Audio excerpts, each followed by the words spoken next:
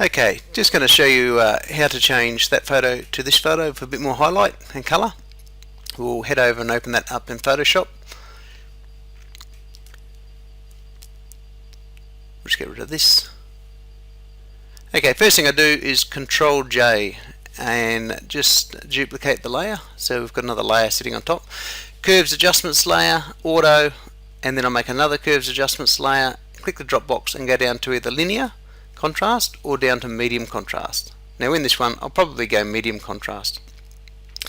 Now I want the sky a bit darker, and that's actually lightened it up, those two curves adjustments. So on that layer mask, which is white, we need to paint on black. So we're on black down there. Just check, yep, that's all good. And select the brush, make sure we're 100% opacity, and basically just paint over where you want it to be dark. Now that top curves layer hasn't darkened it too much, so we'll fill that in. We'll go to the bottom one, and that should make a bit of a difference.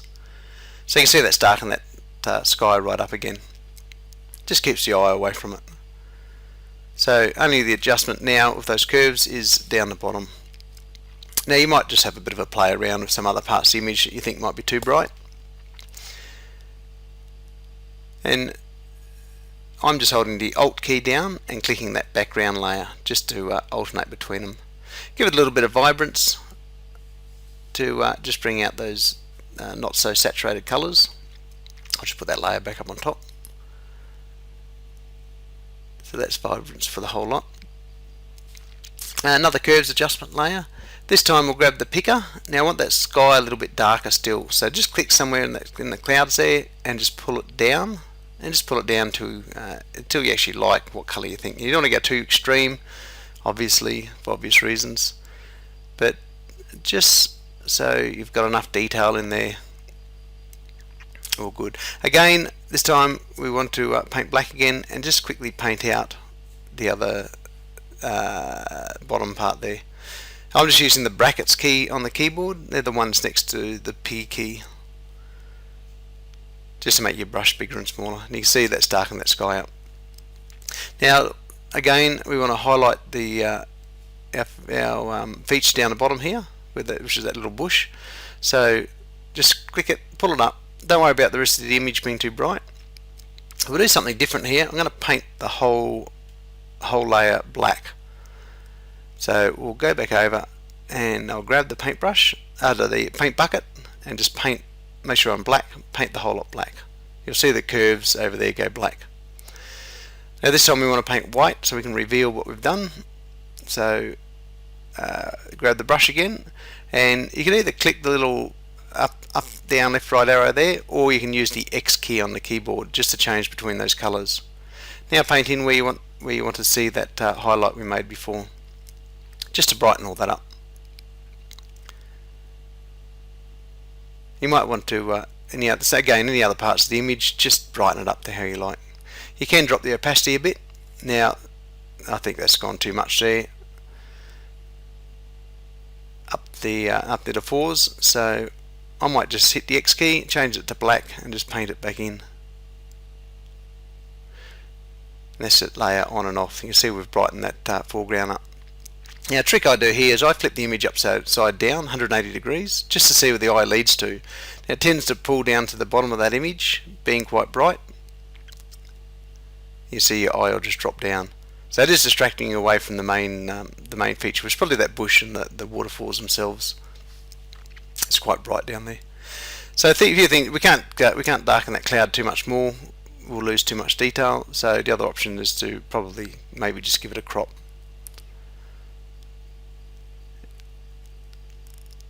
We'll see how that looks.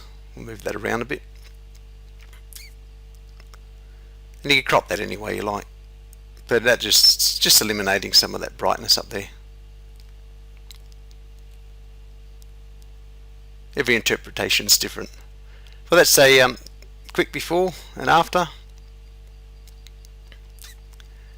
and again flip it around. Your eye is still pulling up towards that bright sky. Ideally, if I had more time, I probably would have taken a different exposure of the clouds that day and layer the darker clouds in. I've just done a final auto layer there as well. I'll just drop that back a little bit.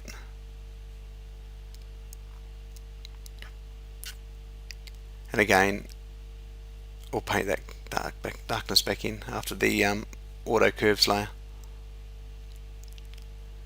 Alright, we'll just nip up. I'll have a look at a before and an after. Oh, hang on, I might just give it a bit of a blur actually, soften it up. That's the Gaussian blur, back down to about 33%, maybe a bit more, looking at on and off. That just softens the whole image up a bit, gives it that slightly dreamy look.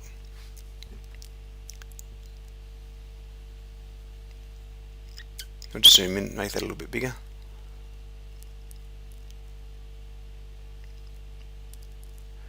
Now I've just duplicated that layer, I'll sharpen it up, unsharpen mask, probably around about 60 odd on the amount,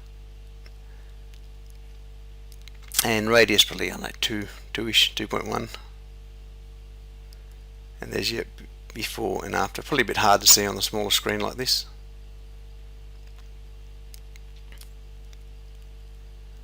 So we'll have a look at the original image, which is quite flat and dull. We'll zoom that out a bit and flick back to what we've done. Well, there we go. Hope that helps.